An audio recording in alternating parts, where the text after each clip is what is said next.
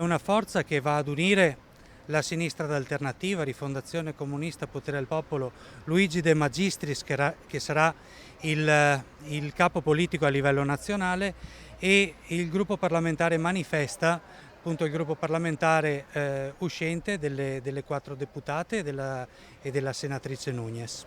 Tra i primissimi a dare il via alla campagna elettorale Tra la gente, i rappresentanti di Unione Popolare, forza di sinistra alternativa ai due poli, che presenta i candidati dei collegi territoriali, dai trevigiani Gabriele Zanella e Lucia Tundo, entrambi di Rifondazione Comunista, ai sindacalisti Bruno Ferrara, RSU della Zanussi, e la veneziana Monica Coin, RSU CGIL all'Ispettorato del Lavoro. I punti fondanti sono in primo luogo la pace, lo stato sociale, la cura, il lavoro, l'ambiente, la riconversione ecologica in termini veri.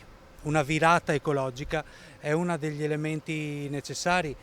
Poi se vogliamo guardare i problemi territoriali ce ne sono tantissimi, dal trasporto pubblico alla gestione comunque sociale, tutto l'insieme, perché sono comunque tutte questioni collegate fra loro, sia da prendere in mano, perché è difficile pensare per esempio a una riorganizzazione anche scolastica senza ripensare a una riorganizzazione appunto del trasporto, senza prendere in mano le enormi problematiche del lavoro che abbiamo in un sacco di distretti qua della provincia. Tutelare le fasce deboli della popolazione, offrire ai lavoratori condizioni adeguate nelle fabbriche, obiettivo ancora da raggiungere, come dimostrano gli scioperi di queste ore, per le alte temperature negli stabilimenti. Sarebbe da fare degli investimenti seri in modo tale che chiunque, qualsiasi imprenditore, possa mettere in condizioni di lavorare in maniera tranquilla i propri lavoratori.